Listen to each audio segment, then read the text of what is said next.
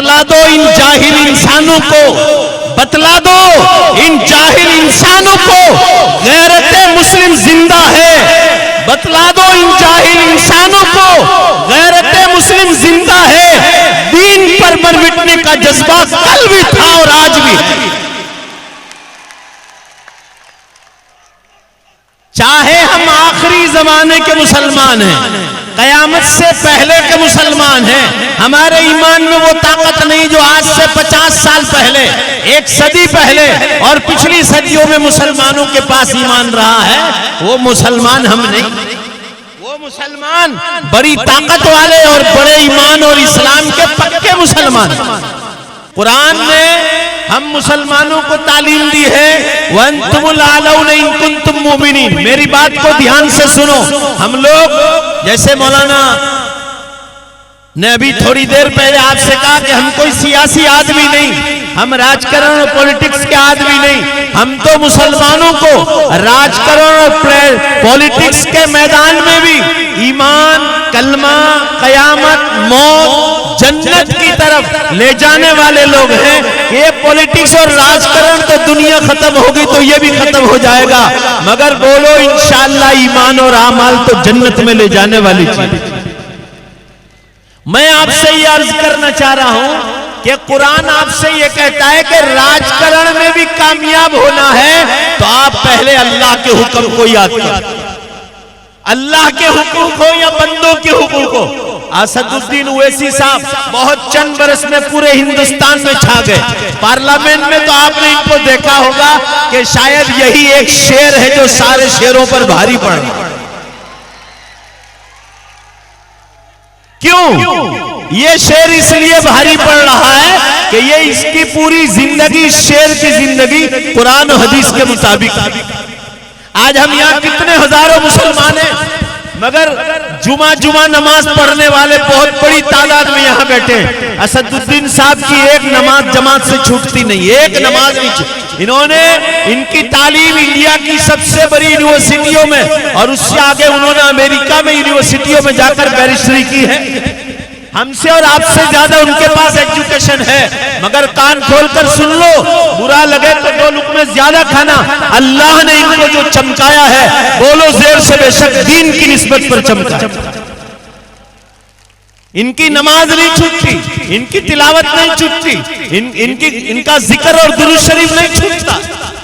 और हम लोग एजुकेशन के नाम पर फितने करते हैं, पॉलिटिक्स के नाम पर फितने करते हैं और जुमा नमाज पढ़ते हैं, ईद की नमाज पढ़ते हैं और सोचते हैं कि हम राजकारण में आगे हो जाए। इनको ही पूछ लो, आप असदुद्दीन साहब को पूछ लो कि अल्लाह ने इनको चमकाया है। जोर से बेशक बोलो, अल्लाह ने दीन इस्लाम की वजह से चमकाया। इनका पूरा खानदान इनके घराने में सख्त पर्दा है। हमारी लड़कियां और औरतों की तरह इनकी घर की औरतें बेपर्दा नहीं फिरती। इनके घरों में दीन की तालीम होती है। बहरहाल मुझे ये अर्ज करना है कि अगर आपको राजकारण में और पॉलिटिक्स में भी कामयाब होना है तो कुरान ने कहा, कुरान में है वअंतुमुल आलौन, तुम सरबुलंद रहोगे इन कुंतुम मुमिनीन, अगर तुम सच्चे मुसलमान। कुरान ने दूसरी जगह कहा वातसिमू बिहब्लिल्लाहि जमीआ वला तफर्रकू, ए मुसलमानों ईमान और इस्लाम की रस्सी को मजबूती से पकड़ लो और आपस में तफरका न डालो, पार्टियां न करो कि ये देवबंदी है, ये बरेलवी है, ये अहले हदीस है, ये फुला है, ये शिया है, ये फुला है। बोलो सब मिलकर बोलो, जैसे मौलाना ने कहा, हम सब कलमा शरीक भाई भाई हैं। बहरहाल मुझे ये अर्ज करना है आप हजरात के सामने कि इस वक्त जो मुसलमानों के साथ पूरे मुल्क में सियासत और वो भी गंदी सियासत और गंदा राजकारण खेला जा रहा है, मैं आपसे ये अर्ज कर रहा था कि चंद वर्षों में ओवैसी साहब और उनकी पार्टी पूरे इंडिया पर छा गई। आप उनसे पूछ लें, इनको अल्लाह ने जो चमकाया है वो इनके एजुकेशन की वजह से नहीं, बोलो जरा जोर से बेशक बोलो, अल्लाह ने दीन की निस्बत पर चमकाया। मैंने बताया आपको कि इनकी कभी नमाज नहीं छूटती, इनका रोजा नहीं छूटता, ये ज़कात और सदकात में ये लोग आगे आगे रहते हैं। कितनी बड़ी हॉस्पिटल्स और कितनी बड़ी कॉलेज यूनिवर्सिटियों की ये जो है मालिक है और उसको चला रहे हैं, कितनी बड़ी हॉस्पिटल चला रहे हैं। और इनके हज और उम्रे आप इन्हीं से पूछ लो, वसीम भाई से पूछ लो। भाई आवाज कम करो, दोबारा कह रहा हूं। अल्लाह ने इनको जो चमकाया है दीन की निस्बत पर चमकाया है।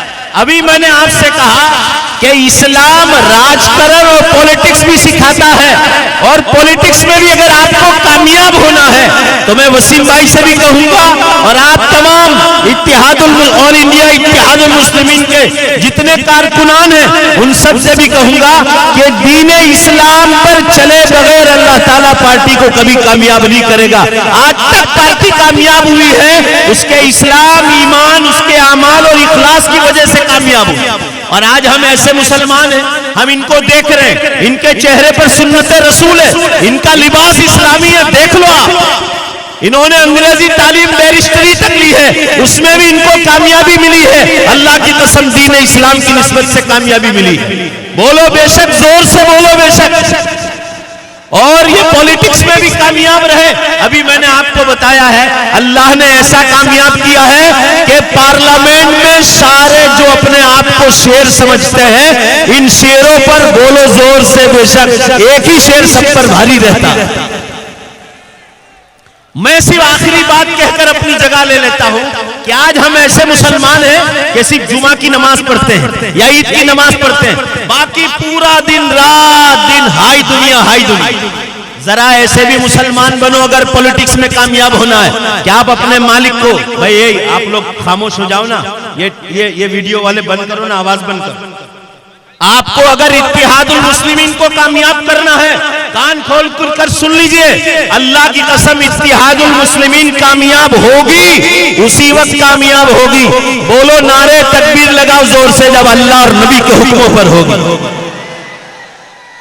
ये कामयाब है अल्लाह और नबी के हुक्मों पर। मैंने आपको पिछली सभा में कहा था कि जब मैं इनको होटल पर मुलाकात करने गया तो वो कुरान पाक की तिलावत कर रहे। हम खुद सोचे हम कितनी कुरान पाक की तिलावत करते हैं, कितना जिक्र करते हैं, कितना दुरूद शरीफ पढ़ते हैं, कितना इस्तिग़फ़ार करते हैं, रातों को उठकर कितना अल्लाह के सामने रोते हैं। मेरी आखिरी बात सुन लीजिए आप, इत्तेहादुल मुस्लिमीन को कामयाब करना हर मुसलमान को नमाज पढ़ने के बाद, पांचों वक्त की नमाज पढ़ने के बाद बोलो जोर से इंशाअल्लाह, बोलो आप दुआ करेंगे इनके। ऐसे मुर्दारों की तरह जवाब देते हो, जोर से बोलो ना इंशाअल्लाह। हाँ, तो इत्तेहादुल मुस्लिमीन कामयाब होगी। आपका रमजान का रोजा न छूटे, रमजान की दुआओं में आप इत्तेहादुल मुस्लिमीन को याद करें। आप हज और उम्रे में जाएं, आप वहां याद करें, आप उसके नाम से सदकात और खैरात करो इत्तेहादुल मुस्लिमीन के नाम से। वरना जो लोग आज बंटवारा कर रहे हैं, आज बंटवारा कर रहे हैं और मुसलमानों के साथ नाइंसाफी कर रहे हैं, मुसलमानों के साथ नाइंसाफी कर रहे हैं, मैं मुसलमानों आप हजरात को कहना चाहता हूं, चाहे हम 20 करोड़ मुसलमान हैं मगर इंशाअल्लाह दुनिया भर को कहते हम किरायादार नहीं है, बोलो हम हिस्सेदार। अरे भाई जोर से बोलो, हम किरायादार नहीं है, हम सारे हिंदुस्तान में 20 करोड़ मुसलमान हिस्सेदार। हमें यहाँ सीना तान कर हिंदुस्तान में रहना है। हमने इस देश को आजाद कराने में तकरीबन 80 से 85 हजार हमारे उलमा ने शहादतें झेली है और लाखों की तादाद में मुसलमानों ने अपना खून बहाया है। लिहाजा मैं अर्ज करूंगा, ये आखिरी जमाना है, इत्तेहादुल मुस्लिमीन को कामयाब करना है, पहले अल्लाह को राजी कर लो, तुम्हारी नमाजें न जाए। और सुन लो, अब कयामत बहुत करीब है, कयामत तुम मुसलमान हो, कयामत बहुत करीब है, बेहिसाब जलजले हो रहे, 200 से ऊपर रोजाना जलजले पूरी कायनात में हो रहे। अभी नेपाल में हुआ है, चीन में हुआ, पूरा दिल्ली 2 मरतबा हिला ये 3 दिन में, पूरा दिल्ली, और पूरी दिल्ली भागम भाग कर रही। टाइम में से अल्लाह ने बरकत उठा ली है, पूरी दुनिया नंगी हो गई। जरा अल्लाह को भी याद करो। ऐसे इत्तेहादुल मुस्लिमीन कामयाब नहीं होगी जब तक तुम अपनी आखिरत की, कुरान ने कहा है बात आखिरी फाइनल टॉप, आखिरी हर्फ है, वंतुमुल आलौन इन कुंतुम मोमिनीन, तुम सरबुलंद रहोगे अगर तुम जो है सच्चे मुसलमान हो। लिहाजा एजुकेशन के साथ, खेतीबाड़ी और बिजनेस के साथ, इत्तिहादुल मुस्लिमीन को मदद करने के साथ हमको अपनी आखिरत की भी फिक्र करना है। सारी दुनिया की इंसानियत को अब चंद बरस के बाद, जैसे आप यहाँ मैदान में खड़े, कल उठकर मैदान हशर में खड़ा होना। 20 नहीं हजारों उलमा से जिन्होंने ऐलान कर दिया है कि क़यामत की बड़ी निशानियां शुरू हो गई, और हम लोग हाय दुनिया हाय दुनिया हाय दुनिया। जरा थोड़ी आखिरत की भी फिक्र करो, खुदा चमड़ी उतार लेगा अगर जो नमाजों में पकड़ा है, रोजे में पकड़ा है, ज़कात और हज में पकड़ा है, बंदों के हुकूक में पकड़ा है। ऐसे मुसलमान बोलो एजुकेशन में भी, जैसे वैसी साहब बैरिस्टर बने, आप एजुकेशन भी लें, आप खेतीबाड़ी भी करें, आप बिजनेस भी करें, मगर जोर से बोल दो, हाथ उठाकर जोर से बोल दो इंशाअल्लाह कि हम सच्चे मुसलमान भी रहें। और वादा करके जाओ कि इत्तिहादुल मुस्लिमीन को सारी पार्टियों से ज्यादा जोर से बेशक बोलो इंशाअल्लाह कामयाब बना कर रहेंगे। और अल्लाह मेरे और आपके बैठने को कबूल फरमाए।